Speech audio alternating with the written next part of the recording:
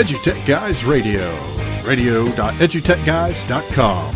The opinions expressed on the site and its programs are those of participants and not intended to and do not necessarily reflect the opinions of any specific educational entity, sponsor, company, state, or government agency. Hello and welcome to this episode of EduTechGuys Radio, brought to you by Southwest Arkansas Education Cooperative and Hope Public Schools. We also want to thank CDWG for providing some of the equipment we use on the show. I am one of your hosts, David in Ark. Hey, I'm Jeff Madlock. And I'm Greg Moore. Woo, welcome to the show. This is our first show back after the holiday break. Glad to be here. Listen, Future all over again. For those of you, you don't even know how funny that joke is. That joke. That just went meta. That went very meta. That was actually kind of like one of those. If any of us ever invent the time machine, we're gonna meet back here in 5 seconds. Okay. Exactly. So I guess we didn't. In joke over. In joke is over. Awesome. Hey, listen, you're listening to radio.edutechguys.com, and we're really glad to be here. Be sure to check us out on the web, www.edutechguys.com. You can go to the bottom of that and catch one of our little, what's down at the bottom of that? Our little contact form. Make sure you do that. Also, is a link on our site. They'll have a pop-up that takes you to our Facebook page, our Twitter page, and all the other goodies that we have out there. Be checking back with the site soon. Lots of things are starting to happen this month and next month for us. Just a little spoiler alerts. There's some things that are going to change with the EduTech guys, and they're getting rid of me. No, and, no, we're not. There's going to be some really cool things happen, and it's going to be a fun time for us that's going on. Yeah. So it's going to be awesome.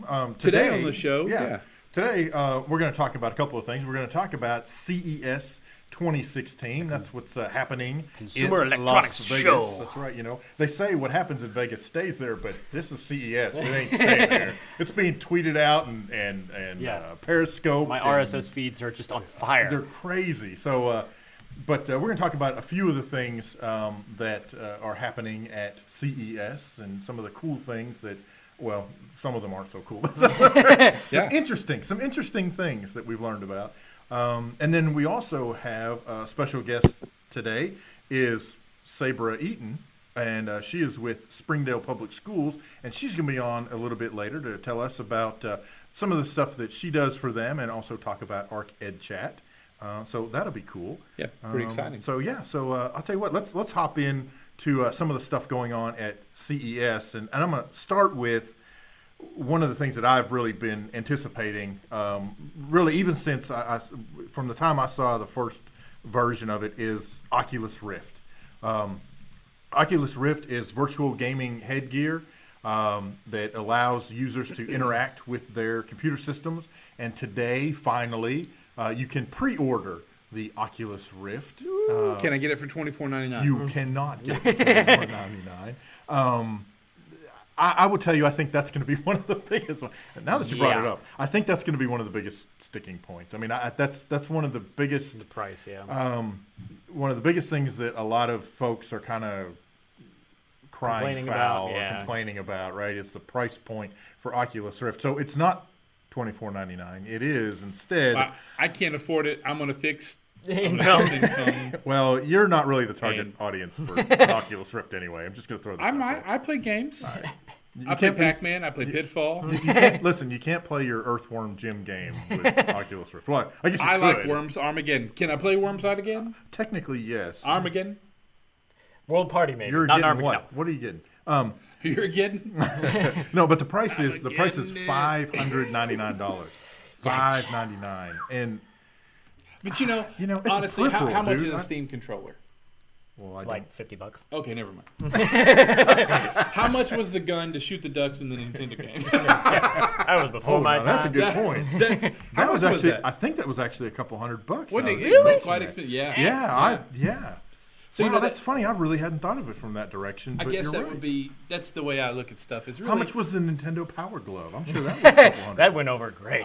I was just using mine last night. I think the price tag's still on it. Actually, not this kind of show. My big thing is this: the $599 price point for the Oculus Rift. There are there are other contraptions that do similar functions. Google Cardboard and You know, HTC Vive. But let me see Vive. you strap I a don't know. Google Cardboard and the phone to your face. No, not gonna happen. It will, and we'll have pictures. Not from the device that's being used for the Google Cardboard. We could. You could take a. Not of your own face. How would that? Could you do a selfie inside Google Glass? Probably not. That would probably not work out. So We digress. And you get your screen really dirty. well. Okay, let's not do that then. But the first thing that pops into my head when I think of not really competitors but alternatives are things like the ViewMaster VR, which Like that ViewMaster? like the ViewMaster, yes, Like the with the film and the circle and that ViewMaster? that ViewMaster, yes. Wow. As a matter of fact, what's really cool is you can buy add-on packs. I can't remember what they're called. Expeditions, I think is what they're called. Expeditions, huh? And they come like as the little disc. Now, you don't man. actually put it in the unit or anything, which I was kind of bummed. I thought that would be kind of a neat touch. But anyway, So what you're Flashback saying to yes, my you childhood. you The get real the- mastermind behind all of this is The is ViewMaster. ViewMaster. it's a ViewMaster. They actually own the VR. company. They just changed their name and rebranded themselves. No, they're I- still the same name. Yeah. I so assume, but yeah, no, I mean it's the same. So it's the ViewMaster 21st VR. century ViewMaster. that's Yeah. I love Now, ViewMaster. I will say the big difference, of course. Well, I say of course, but folks listening may not know. One of the big differences is that the Oculus Rift, it's an all-in-one. I mean, it's got the screen built in, the whole Yeah, nine and it's yards. got, So I'm headphones sure and that's everything. part of the cost is the fact that you have an LCD screen. So, Oh, yeah. well, And actually, and headphones and technically, I everything. think it's two. Or They does did- it just they- use one? No, that's they did split it. vision? Originally, it was one, and they split it. Yeah, so it actually have two LCD So screens. it's got a coprocessor on board to handle all Yeah. this stuff. So it's quite So, I mean, its it's cost is actually pretty actually- cheap considering that. I mean, well, think about what it is. right. Yeah. Yeah. I mean, the Apple Pencil's $100. Right. Right. Well, and So it's an input device that Right. doesn't have LED screens on it, and LCD, yeah. doesn't True. play music, and that's true. And that's a good point. The whereas the ViewMaster VR, you have to put a device into it. So Right. whether it's your phone or I think it even accepts the latest form factor for the latest iPod Touch that ever came out or whatever, and then of course it supports other similarly sized smartphones that are like I think it'll do up to 5 inches. Anything bigger than that, it doesn't fit. Right, exactly. Heck, your eyes don't go that wide anyway. So your eyes don't go that What way. do you know about my eyes, man? But no, have so special anyway, it'll be interesting to see how the consumer version of Oculus Rift fares once pre-orders are going. And then one of the other things I read was if you happen to have been part of the Kickstarter project, which of course now I'm kicking myself for not being a part of it, you actually get a set of the Rift or VR whatever, yeah. glasses, for nothing. Or awesome. for being part of the Kickstarter. How do they connect? I'm to sure at a particular level. I mean, Right. if I get $5 or something. How do they connect to the machine? Well, that's an interesting thing. I was looking at some of the information about the Oculus Rift, and now, so far as I can tell, it connects with 2 USB 3 ports and 1 USB 2 port. Really? Yeah. So the PC requirements themselves aren't bad. Like you have to have an i5 4th generation and 8 gigs of RAM and blah blah blah. Right. But at least 2 3.0 ports they- and 1 USB 2.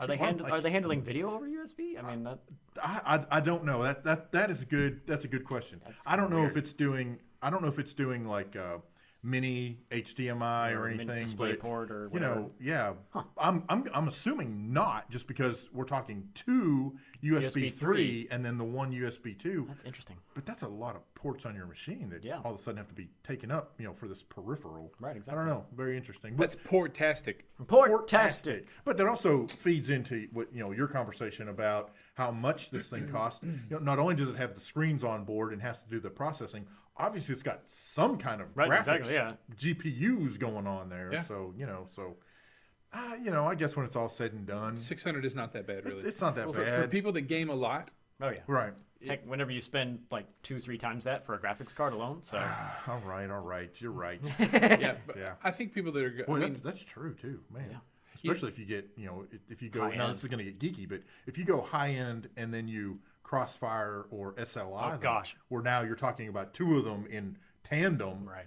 Yeah, you could blow $1,200 on a couple of video cards pretty Easy. easy. So Yeah. all right, okay, yeah, I think that sounds good. it's not as expensive. I mean, initially, initially wasn't the price point like 3 or 4 times that cost? I don't know. Was it in the thousands when they were in development? I think so. What were the development kits I could have at? swore that one time it was like I don't remember. 1,200 or 2,400 if I remember. I think I do remember somewhere in 1,200 range for the That could development be. kit. I don't can't- remember I that. don't either. You got to though. be, and I guess that this is interesting how long it's taken for it to come out. As long as it's been around. Yes. Right. But you see, they've probably modified. Oh yeah, the Well, development and kits. got the cost down on production. So the Right. production cost is Right. Make up for But it you in know, volume. Well, and they've gone through a couple of revisions. I mean, the very first Oculus Rift that came out, I mean, it essentially little- looked like a box on your face. Sure. I mean, Right. it was, very rigid and rectangular and, right. Well, That's and the the cool technical part term. is that with Google Cardboard and what's happening in VR, their market's pretty huge, yeah, absolutely. and they're the ones that are now on the cutting edge of it. Yeah. Right. So until that one company buys it and tears it down and then Yeah. starts building it. Was it Oculus Rift that was bought by Facebook, or was it the HTC? No, I thought it was Oculus Rift was bought by Facebook. Are you sure? Facebook bought one of the VR. Yeah, no, I know they bought one of the VRs, but I don't remember if it's Oculus Rift or not. And we are going to type away. Microsoft, wasn't it? We're going to type frantically. And No, see if it we was can- it was It was Facebook. Facebook. Yeah. Facebook. So Which there is you go. odd. Oh, it was just $2 billion. What a steal! What a steal. Just $2 billion. Oh gosh, I could have Billion not with scrunched a that up B. and bought them. And a pinky to it. $3 billion. Okay, so tell me about the. So that's pretty cool. Yeah, very cool. I'm very excited about it. But anyway, so that's Oculus Rift. In terms of education and the Oculus Rift, I'm sure at some point there'll be some programs, apps, games, interactive applications that Virtual students field will be able trips. to do, kind of virtually. My concern is this, in terms of connecting it to education. Right now the hot thing is the ViewMaster VR, and the ViewMaster VR is like, I don't know, $30 at the most. Wow. And granted, you have to put a device in it, so you've got to put, Right, so you've it's got to one of put a the- phone, it's like or a- it's I like a think it'll Google even do Cardboard or the, yeah, it's like a beefed up version of Google Cardboard. Okay, It really so is. For those not familiar with what Google Cardboard is, no, you don't shoot things in it. It's it's basically it comes as a flat. It looks like it's just a flat piece of cardboard, and you fold it up, and you can slide your phone into it, and then strap it to your head. So it's just somewhere a quick way of putting your phone in front of your eyes. It also comes with like 2 lenses. It's I just think. Yes. one more Yeah. thing to strap to your head. One Yes, more thing to exactly, strap to your head. And so, when you've got like the ViewMaster VR, again at about $30. Okay, yes, it doesn't do all the things that Oculus Rift does. I mean, Oculus Rift really is Is that the same it's- ViewMaster that made like the it old is. like It is, with the yes. circular film Yes, looking thing? yes. And wow. Yes, and as a matter of fact, you can buy add-on packs, and that's exactly what they look like. The circular discs. Now, you don't actually put them in the unit, which is Man. kind of disappointing. I 'cause thought remember that would be going to kinda my cool, grandmother's but house yes. as 5 years old and finding those amazing, and, Yes, and then they yes. would get slightly out of sync, and you'd have this very bizarre, headache-inducing. Yes, fake which if you've three-dimensional ever image. played with Google Cardboard, the same Same thing can thing. happen there if the video that you're looking at is not quite. Yeah, that's the other thing that I'm not so sure about with VR is, I mean, over the holidays I got Fallout 4, which is it's a big popular video game right now, and I got motion sick simply because there was minor view sway. And I'm not prone to motion sickness. I can sit in a car and read without looking up for hours at a time. Yeah. And then minor sway of the gun or whatever, the interface elements was enough to cause me to feel nauseous after a few minutes. You are not the target I audience. am not the target audience for yeah. Oculus Rift. Yeah, no. I'd probably look at it before putting it on and just Greg would go face down into the table and break it. That's the way it would play out. Yes. All right. So enough Rift. Let's enough riffing the Rift. Riffing the Rift? I don't know. Anyway, one of the other cool things I saw is the TouchJet Wave. I don't know if you've seen or heard of the TouchJet Wave. It's going to be released, I think, sometime in the summer. They've got a $199 pre-release cost on it, and it is a little arm that you attach to the top of any television, and it turns that television into a touchscreen tablet. Oh, so it does like finger tracking or whatever. But Right? yes, it does finger tracking, and you run apps through it.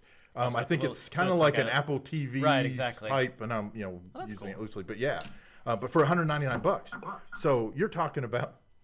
I hear myself. But no, so you're talking about this device that essentially you could go buy a 32-inch or whatever size you want 60-inch regular television, right? hang it on the wall in the classroom, buy this $200 stick, put it on top, and boom, Right. you've got an interactive, you've got an interactive television Right. without the price. Right. I thought that was pretty cool. That is It's pretty cool. it's a pretty I remember slick little device. what was the company that was essentially competing with Smartboard for a while? Not Promethean. It was they had a Mimeo. Mimeo, yes, yeah. So it's sort of like the modern version of the Yeah, Mimeo. And if I'm not mistaken, the Wave, the TouchJet Wave, also has a camera built in for Skyping and that type of thing. Interesting. Is it So- running Android or I some proprietary something or another? I think it's Android. Okay. I think it's Android based. Nifty. I think so. Don't quote me on that. Or you can if I'm right. You're on the right. Exactly. Then you take all the credit. Okay, so something else. I don't know if you've heard of Samsung's Smart Belt. Yeah, so Samsung has a belt, like a belt you wear around a your belt waist, belt, a not- belt. Okay. Yes, which people have taken to calling it the Welt. For the Welt? wireless belt. Oh, that's oh no! The welts, Flashbacks yes. to yes, childhood. that's right, childhood. That's right, exactly. So with this belt though, it does all the things or a lot of the things that most modern day fitness trackers do. Right.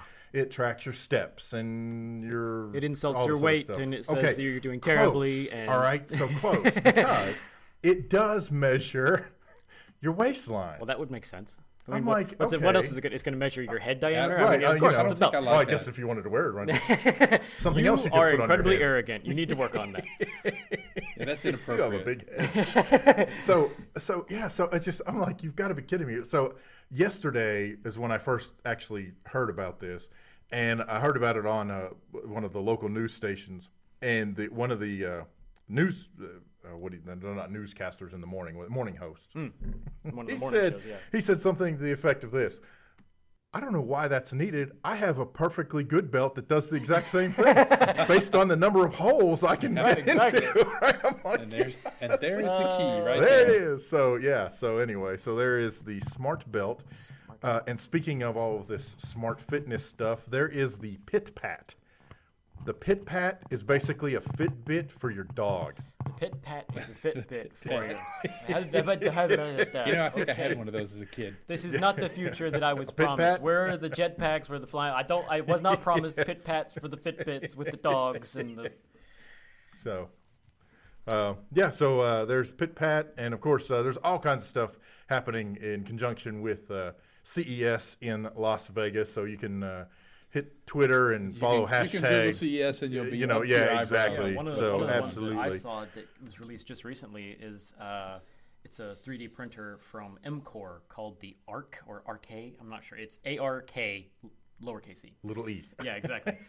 And it's kind of interesting because unlike other 3D printers that either use a resin system where it dips into the resin and it builds up layers that way, or the more traditional additive manufacturing where it's got a nozzle and it extrudes.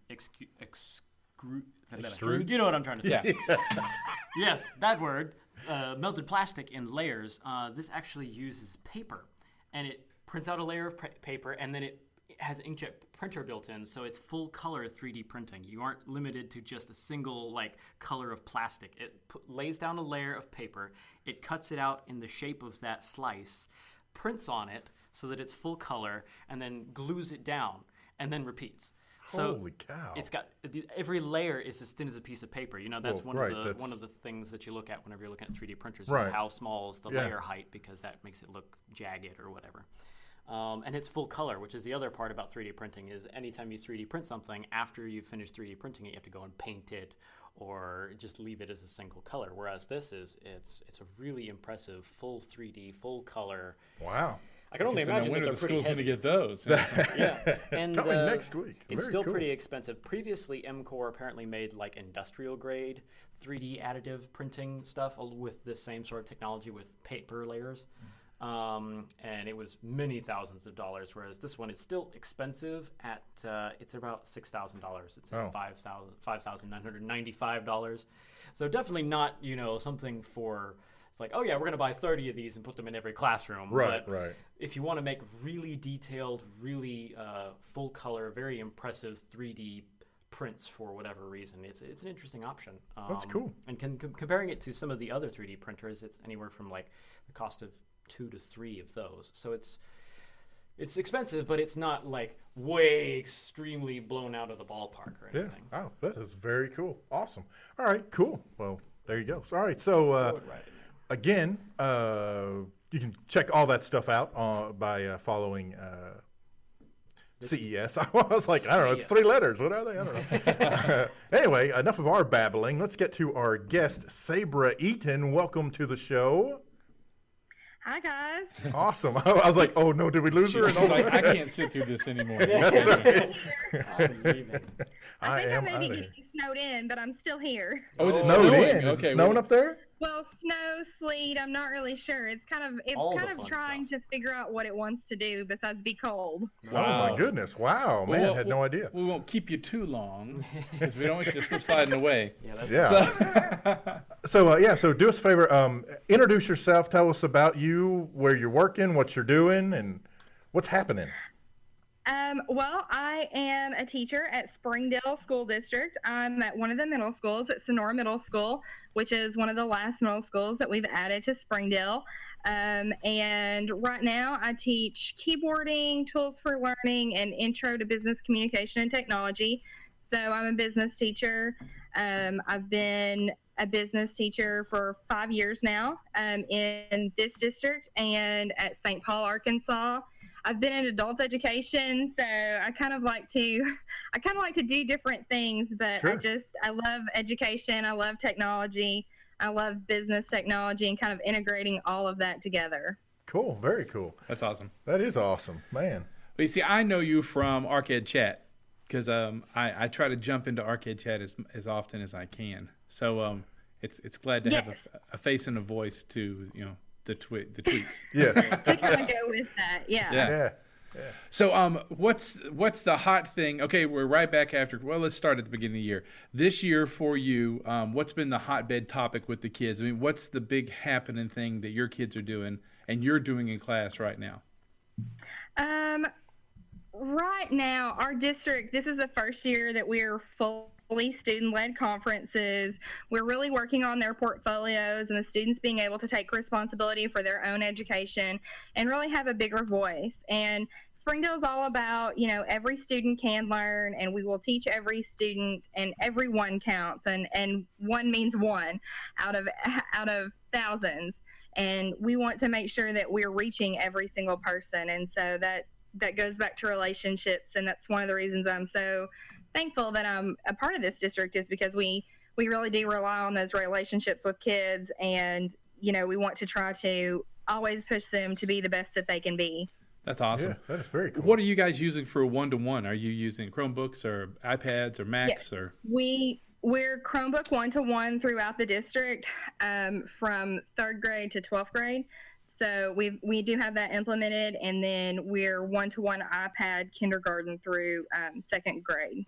That's Wow, awesome. that's very cool. Are you using? So I know you said portfolios, and the kids are doing their own student portfolios. Are y'all using Google Class and Google Apps for Education to make those and keep up with those? We do.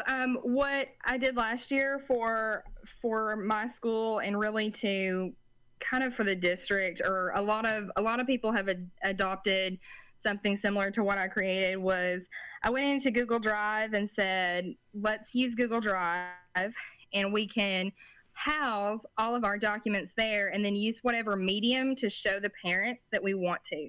So if we want to create a slideshow, if we want to create a video, whatever we want to do, all of our artifacts will be in our Google Drive. Every year, I just have them create a folder that's that specific year for each student, and then depending on what level they're at, there may be behavior goals, academic goals, and we get to goal reflect every week. So the students get to reflect on what they need to do, where they need to be going, and how they're going to get there.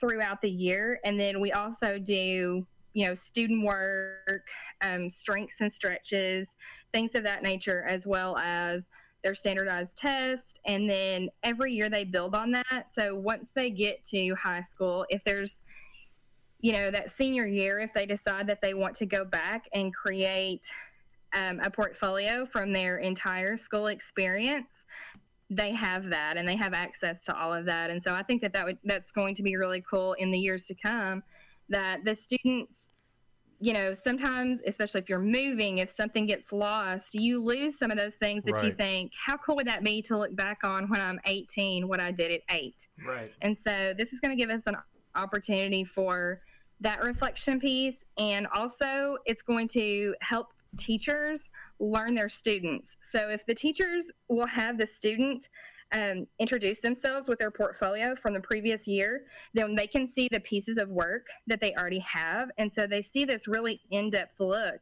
of where the student really is at an early, quick pace, because they get to see previous work that they've never gotten to see before. Yeah, that is very cool. I've been preaching portfolios online, especially for years, because I felt like, exactly what you said. It would be great to be in college and look back and go, in the 6th grade, I did this. What was it and where is everything? And to find it, especially if you were going into education. Think of the great resources of going back to your own portfolio and pulling out stuff while you're taking ed classes, at the university level. But well, and then you were talking about student-led conferences in conjunction with their portfolios. So to me, that's a whole nother piece of it that a lot of schools maybe, or a lot of students miss, is the I'm old school, so I'm going to call it the oral communications and presentation part of that, where they get to stand up and present themselves with their own pieces, whatever it is they've got in their portfolio. They're presenting themselves. That alone is worth, literally could be worth tons of money to them down the road. Right. Not being kind of the got to stand back in the corner and don't call on me, don't talk to me, and Plus the fact that it's integrated into, it's not a separate class. It's not speech. Yes. Where you're talking, because the hardest part I found whenever I took speech was whenever you're presenting something, it's very structured. Like, okay, you need to do this type of speech, and here's the prompt. Yeah. I might not have any interest in the prompt. I might know I don't know anything about the prompt. So whenever you get up, in addition to all the apprehension you have regarding public speaking, it's like, I have no real fire for this thing. And anytime you talk with anyone who's speaking publicly, or even just in private, anytime that they're passionate about something, you'll see even introverts that would otherwise say absolutely nothing. Right. You get on a subject that they're passionate about, and they'll just like talk your ears off. So exactly. So and so and every kid. Oh, I'm sorry. The other piece that I love about this is that it gives the child an opportunity to start a conversation with their parents that maybe they would never get to have otherwise. And so this starts conversations at home, and we get to we have our parents give positive feedback, at least one positive, no matter how the child is doing in school, no matter what's going on. And so that lets them at least have a talking point on the way home, no matter how good or bad the reflection was. Yeah, absolutely. So I think that, that helps us build relationships within the family as well as within our school. Yeah, that is very cool. Yeah. So, and I'm not familiar with student-led conferences. So is that a one-on-one, like they lead it with their parents, or is this like they're presenting in front of all the parents who happen to show up? How does that work? They lead to their parents, and the way that we set this up, all schools can do it differently, but we may have, the one home-based teacher, and there may be 3 or 4 or 5 or 6 different students presenting to their parent.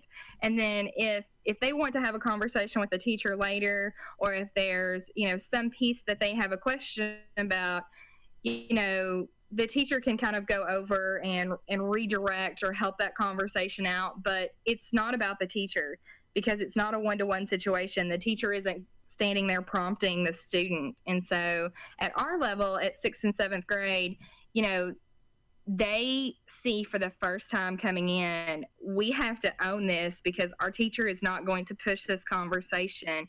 I have to push this conversation. I have to answer my parents' questions. I'm responsible for exactly what goes on right here, right now. Right. Yeah. Yes. Well, and so when they're having these conversations or as they're leading these different conversations about the work they're doing, I'm ignorant on this, so I don't know. Is that part of their overall assessment? They usually do. We usually do a self-reflection, and so the student reflects on how that went. The parents reflect on how that went, and then the student sees how can that go better the first time. And I know a lot of times for the first time that they do this, they don't put much effort and work into it. And so when they're sitting there in front of their parents telling them about their work and they bomb, they don't want to do that again. Yeah, that's I would imagine that's a pretty good motivator, yeah. In 3 months, they don't want that same feeling of my parents are asking me these questions and I can't answer them because I haven't put any effort into this, because I didn't have any work to put into my portfolio or into this presentation because I didn't do it. Right. Exactly. So I'm going to change gears just a little bit. We've been talking about students and their evaluation and their work. One of the things you and I had talked about before when we were kind of exchanging back and forth, you said that you're interested in IEPs for teachers. What do you mean by that? Well, I don't know if that's just a term that I have. Well, it may be. You may be the first. You may be coining this term. There you go. Maybe I am, but we really want to give every student individualized experience, and our teachers are the driving force behind those students, and so we should be just as interested in giving the teachers what they need to be the best that they can be. And I know as a person that prepares quite a bit of professional development and sits through a lot of professional development, it's hard for me to sit in a professional development that's not state mandated, that doesn't really apply to me, when I could go online and find 10 things that do apply to me. And so I want there to be a better push for each teacher to sit down every year and individualize their own professional development and find a way to get what they need to push that. And Bloomboard helps with that a little bit, but I think that there's all of this other kind of blank space professional development that we do on a weekly basis or a monthly basis in general, not just at my school or district or this state, but everywhere. And we can make it better. We can make it more applicable. Well, that's and I feel like we should. I feel like we owe it to our teachers. And I'm a teacher, but I feel like that's part of what we owe to our teachers is making every single thing authentic. Because if we're going to authenticate our teaching to our students and their learning and their educational experiences, we better be able to have the same experience. Right, exactly. Well, and what I was going to say was one of the things that we've started doing at our education service center here in Hope, especially in the summer workshops, although we've been slowly incorporating it really, I guess, since last summer, maybe even a little before last summer, is incorporating, you mentioned Bloomboard and tests and those domains, that type of thing, in terms of individualized teacher professional growth plans that they have. And so we've started as best as we can and as best as we are able to tie in or help teachers tie in the various workshops that they're attending into their PGPs, so that when the teachers are looking at a particular workshop, they can look at it and say, oh, this ties to domain A3 or 3A or whatever. I'm a tech guy, so I'm right at the edge of what I know what I'm talking about. But so you have those different domains, and so they can look at it and they can see, oh, okay, well, you're going to cover these domains. I don't necessarily need that workshop. Or it could be they see a workshop and they can figure out how to tie it, even though their domain isn't listed. They say, well, yeah, but I can take this piece and I can tie it into my personal professional growth plan. And to me, I think that leads right along with where you're headed with the IEP for teachers concept. Absolutely. I completely agree with that.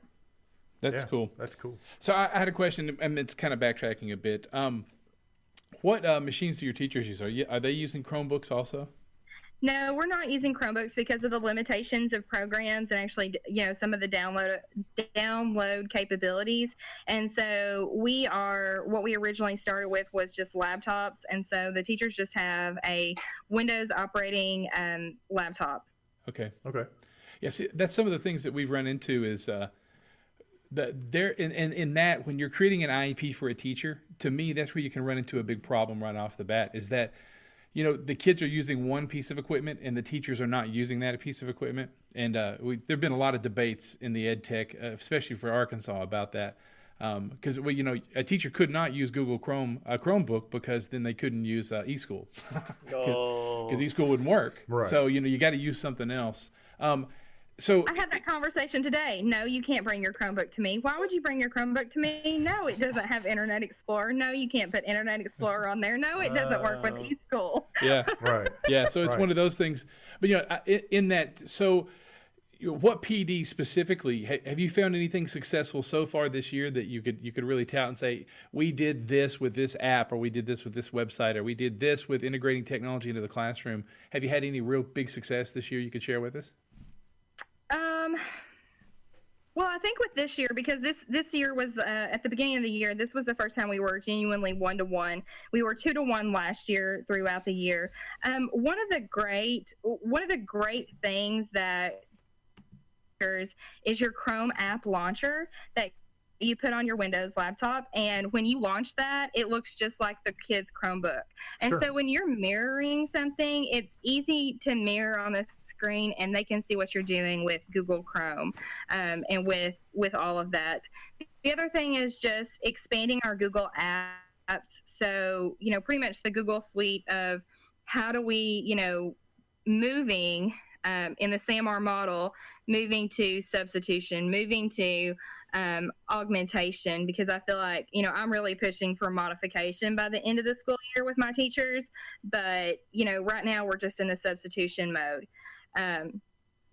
We have a project share out night tomorrow night, and one of the teachers was telling me about this great model this student had done. And I said, oh, did she also think about maybe doing like a viewer where it was of the Coliseum? I said, did you think about, her having a 3D image to where you could go through and actually feel like you're going through the Coliseum and we're the Spartans? And so I was saying, you could feel like you were a Spartan and you were sparring with someone and all of this other stuff. And I get these like, oh, didn't think about that looks. And so I think that we're still in a little bit of the, redefinition stage of learning what it can do and learning. Right. I'm sorry. I interrupted you there. I thought you paused, and I think it was a lag. Yeah, I think there was a lag in the connection. So sorry. Oh. But I think that's an important piece that you've said a couple of times now is, this is the first year that you are 1-to-1, and so I guess I should say not and, but so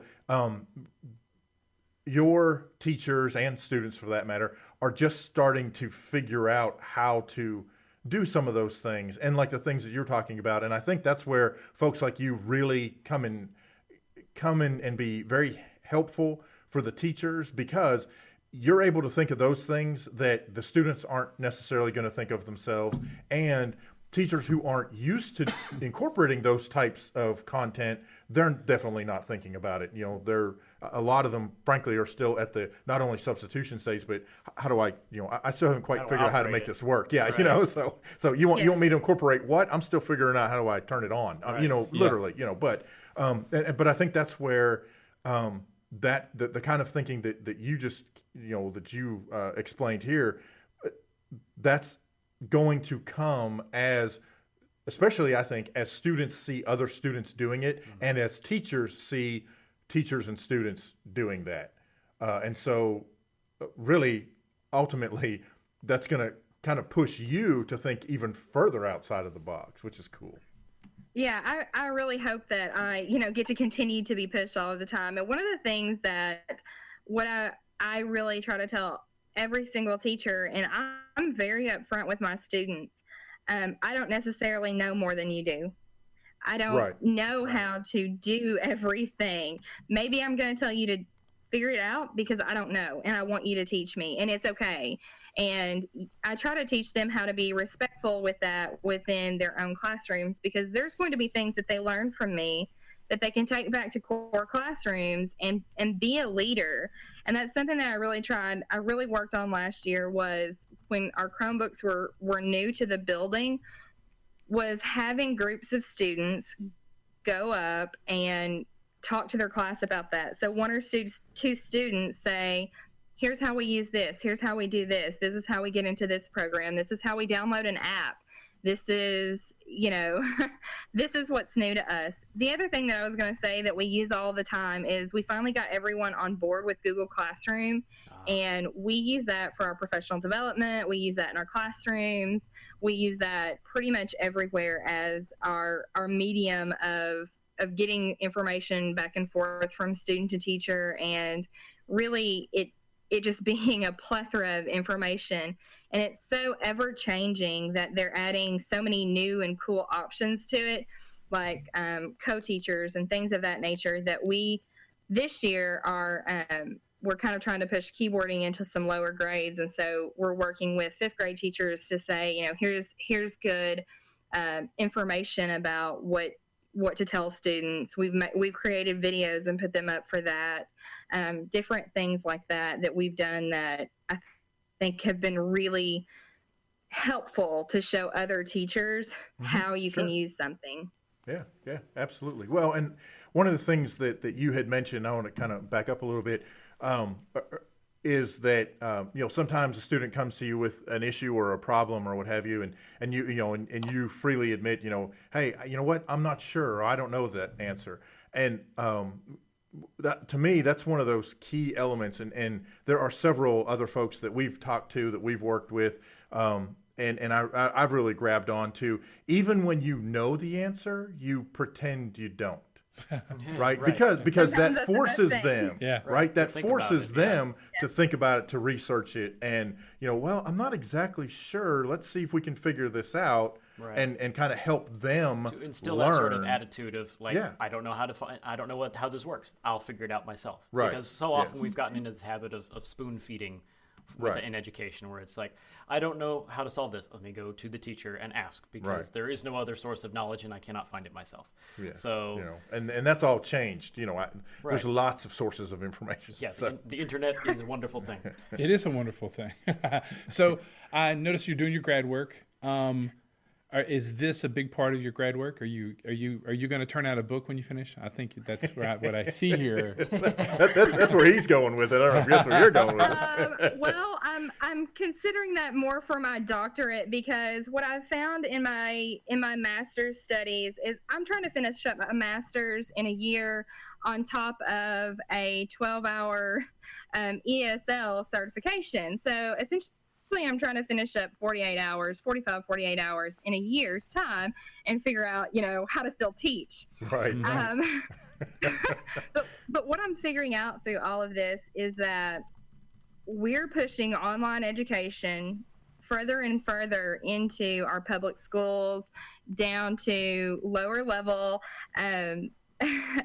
students, and yet we have no research, we have no data, we have no best practices, we have nothing that really can help guide us in some of those situations. And so I feel like that's probably going to, if I pursue my doctorate after this, that's probably going to be part of my thesis, of looking at online education, how that changes homeschooling, how that changes elementary, how that changes the days that we are in school versus out of school, Sure. how we don't miss instruction time over, missed days of class, over winter weather, different things like that. And so those are all different things that I'm kind of looking towards through this, as well as how do we make that seamless school where you don't have to transition into, well, this is my English class and this is my business class and this is my science class. Right.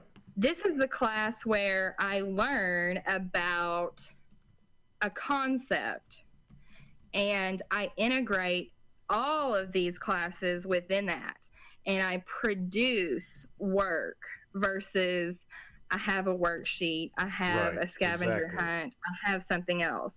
And so those are two things that I'm really passionate about right now, is just integrating as many things together to make the learning experience as authentic as possible for every single one of our students at every single level. Yeah. Awesome. That's fantastic. Cool. Yeah, impressive. Yeah. We're gonna We'll see. That's right. Well, that's how we all roll. That's okay. Don't worry If about you that. survive it all, it sounds Yeah, great. that's how we all roll. We're going to switch gears before time gets too far away from us. And I just want to talk to you about the ArkEdChat. Talk to us a little bit about how you got involved, and if you have any, a little spoiler or hint or a teaser about things to come with ArkEdChat. Sneak peek. That's right. That'd be awesome. We could get the exclusive preview. Yeah, who's Luke's father? Oh, no, we're not. No Star Wars spoilers. I've been sworn to secrecy. I'll have to come kill you. No. Yeah. I am your father. It's me in disguise.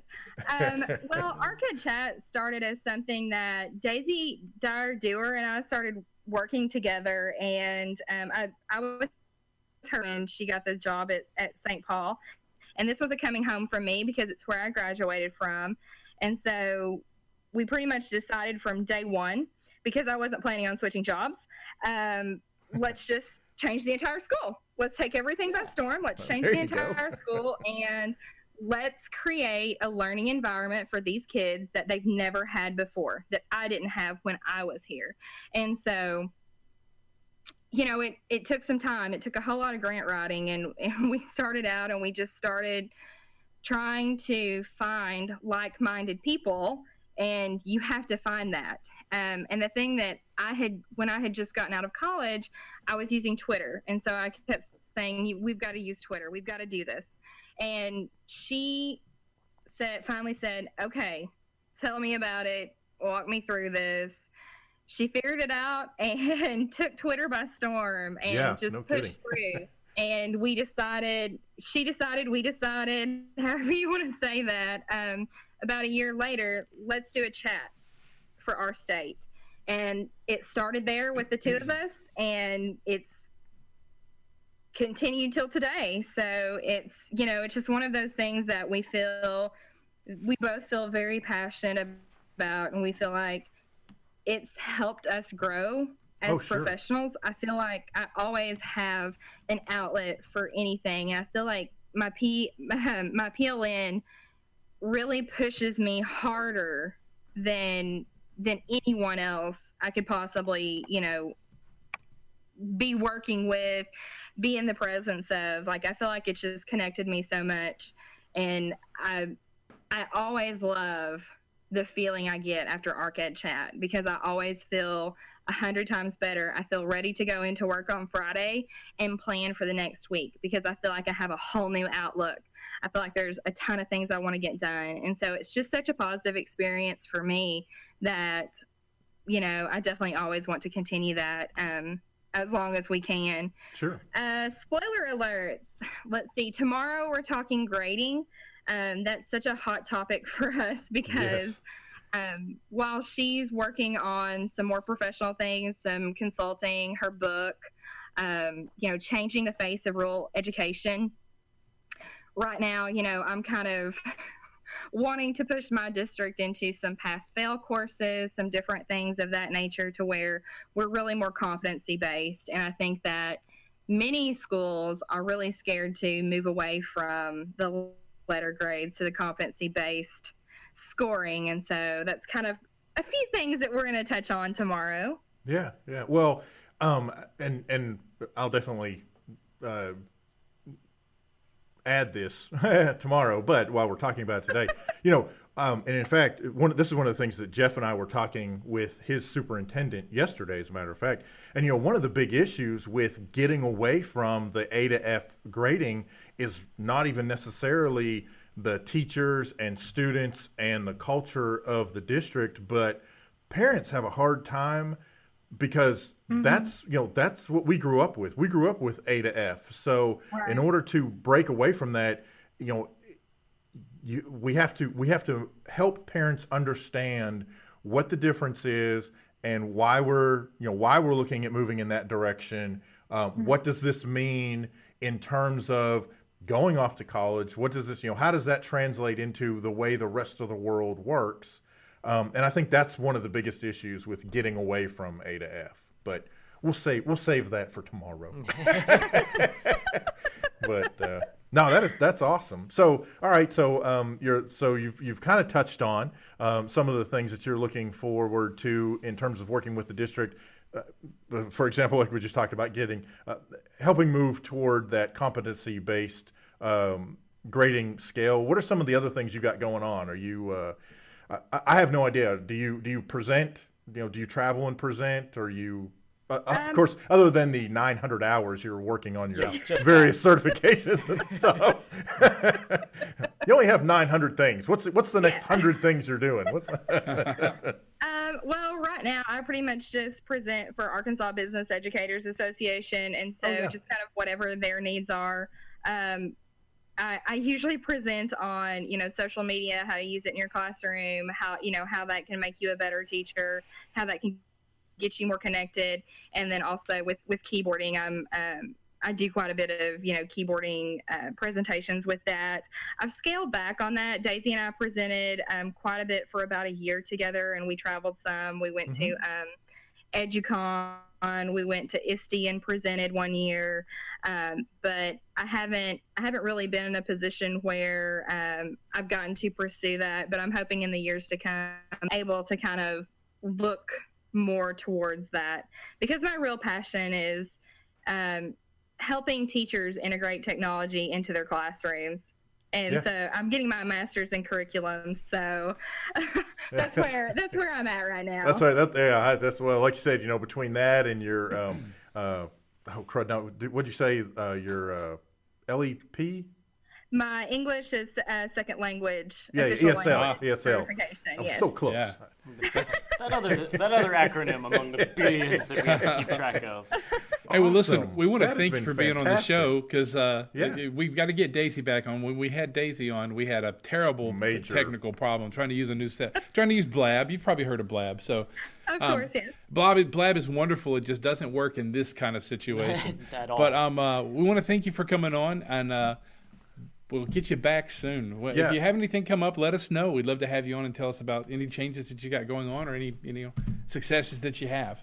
Yeah. Well, that would be great. Thank you all so much. I really appreciate being on. Y'all Awesome. have a great school year this year. Thanks, you too, and we will see you at ArkEdChat. Yeah. All right. See y'all tomorrow night at ArkEdChat. All right. That is 8 o'clock Central Time. So cool. Also, Sabra can be found on Twitter at SABRAPRO. That's Sabra Pro. So you can follow her on Twitter and keep up with what she's got going on. And again, ArkEdChat is Thursday evenings, 8 p.m. Central Time, and that is hashtag ArkEdChat, ArkEdChat, and you can follow along there, where evidently tomorrow they're talking about grading and assessment. Grading and assessing. Awesome. That's awesome. Hey, listen, want to thank her for coming on. It's good. Oh, yeah. First show of the year. If she's still listening, or if anyone's listening out there, it's good to have someone like that on for the very first show in the new year. 2016, as Greg says, it is the future. All over. Our flux capacitor is capacitating. And I tell you what, we're going to jump out real quick. You listen to radio.edutechguys.com. Going to jump out real quick and take a little listen to some Nick C., who's one of our favorites to put out there. And we'll be right back in just a bit with some more EduTech Guys Radio.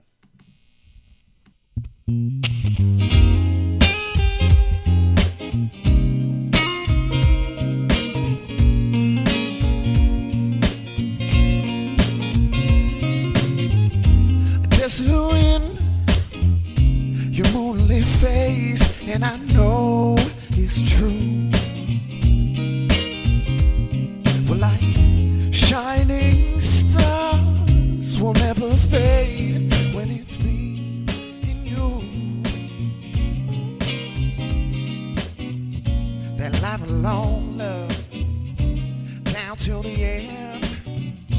The words that you told me, but not what you meant. But I knew I loved you for quite some time. I knew I loved you, and for once in my life I thought I finally had the thing right. Now let go. Your ruby lips, your windblown hair, let your lies sneak through. A gentle kiss, your southbound eyes, and my pride kills my truth. That life alone, love, down till the end. The words that you told me, and now what you meant. But I knew I loved you for quite some time.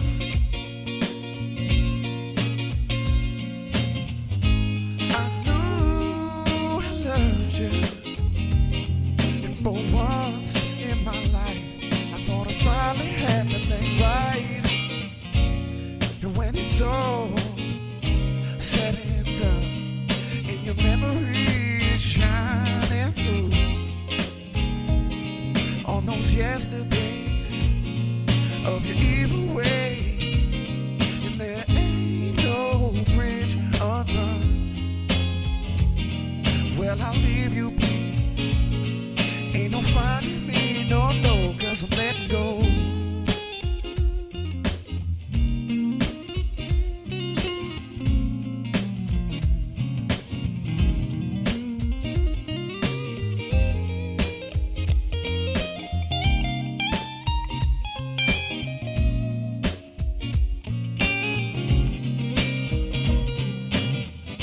Well, I knew I loved you for quite some time.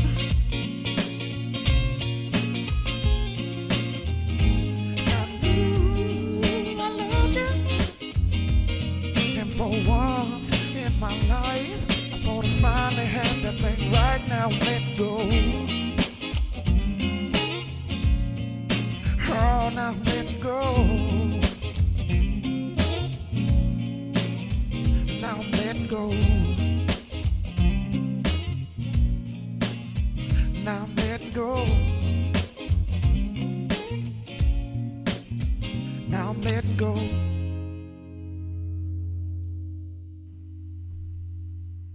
Hey, that was Nick C., our featured artist of the week, and we appreciate him letting us put out his jams to you guys and taking a listen to what he's got. You can actually go check out everything he's got going on right now at nickc.com. nickc.com. That is NIKSEA.com. And you want?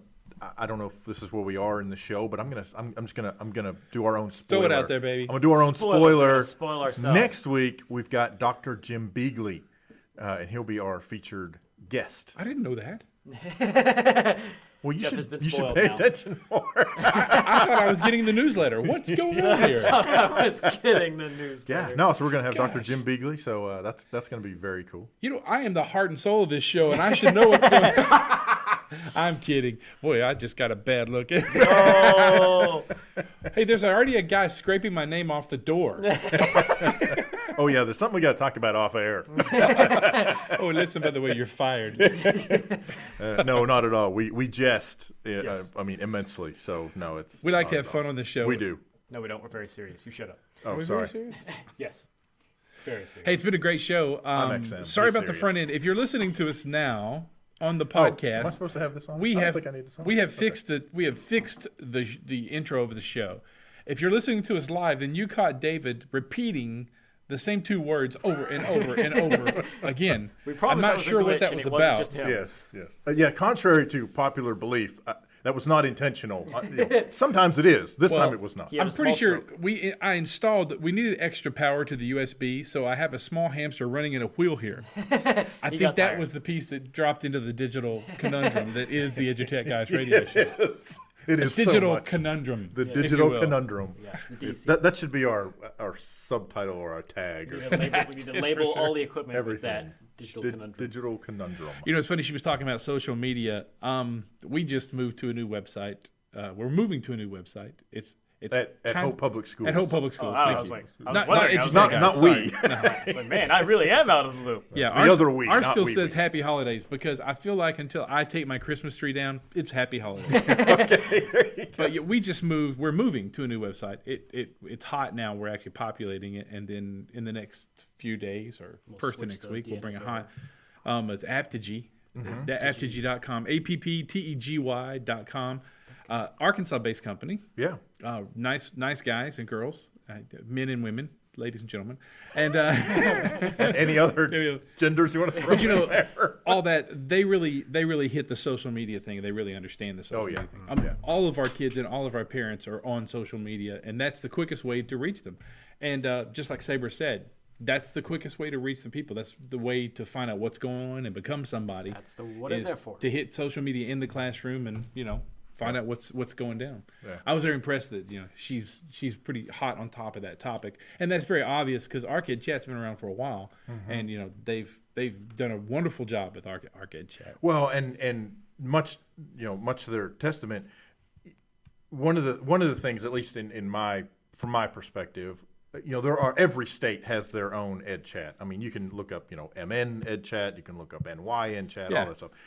But to me, one of the true tells of how well things are going is when you go in and you participate, how many folks from outside that state are participating? And I have to tell you, ArkEdChat has folks coming in from all over, and they're participating. And to me, that's awesome. I mean, I think you're exactly right because that's a big one. I like to participate in other state chats too. Yes. So I I'll do go as well. out to other state chats and participate because you learn a lot of stuff. Right. The other key tell here is the fact that it stuck.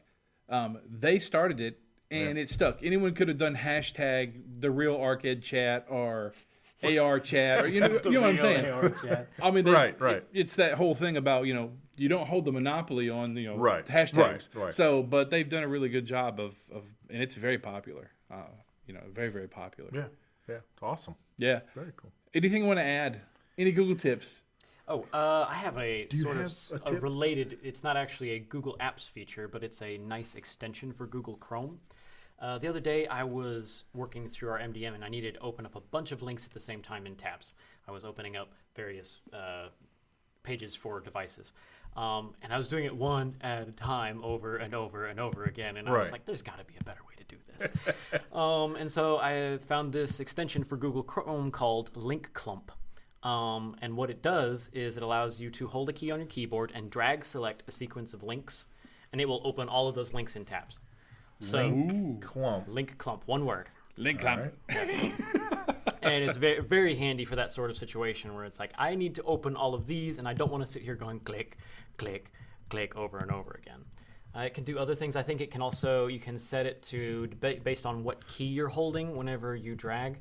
You can also set it to do something along the lines of you can bookmark multiple links at the same time. So if you've got like a page that you've opened up that's all really cool stuff and you want to bookmark all of the individual links that come off of that page, you just hold down whatever key on the keyboard and drag select the links, and then they're all in your bookmarks. So that's very cool. It's a handy little extension. That is Link pretty handy. Clump. Huh. Well, there you go.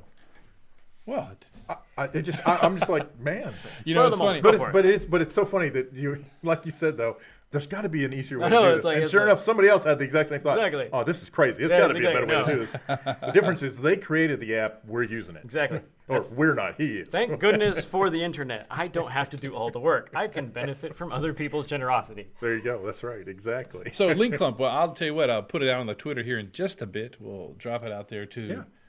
The Twitter. Twitter. Twitters. That thing. Careful. Hey, I tell you what, it's been a great show. We're gonna get off here before I get myself in trouble. David's the one to bring. He gets me. You're gonna get us kicked off the FCC. Oh wait, the FCC doesn't have anything to do with this. That's right. Next week. Hey, thanks for everybody that's listening out there. Look, we have some folks that have tuned in to listen. We're back live every Wednesday at 4 o'clock, coming to you from Hope, Arkansas, from the Southwest Arkansas Educational Co-op. And we want to thank Hope Public Schools for letting us do this. I want to thank Greg and David for putting up with me every time, because it's a madhouse when I get here. And it's like every time we try something new, and then it's like, why is it not working? Well, it's because we waited 5 minutes before it started. I don't know if we've had the exact same setup any 2 times in any 2 shows. It's always been something slightly different every time. Well, we keep changing stuff, and I kind of got a new mic, which I want to thank, again, CDWG for sponsoring us with microphones. I got a new mic too, and so we're trying to do all that. We're trying to get this as streamlined and as digital as possible. Right. So everything we have is actually USB and it's pure digital. So the only thing that's not is actually the link from the iPad to the actual USB mixing board that we use, which is analog. So we're getting there. We're getting there. I'll tell you what. It's been a great show. Yeah. We'll see you next week. We have Dr. Jim Beagley on the site. So I didn't even know, because nobody tells Jeff anything. I'm kidding. I just wasn't paying attention as usual. Hey, listen, I'm Jeff Madlock. I'm Greg Moore. And I'm David Henderson. Thanks for listening. You've been listening to EduTechGuys Radio, radio.edutechguys.com. The opinions expressed on the site and its programs are those of participants and are not intended to and do not necessarily reflect the opinions of any specific educational entity, sponsor, company, state, or government agency.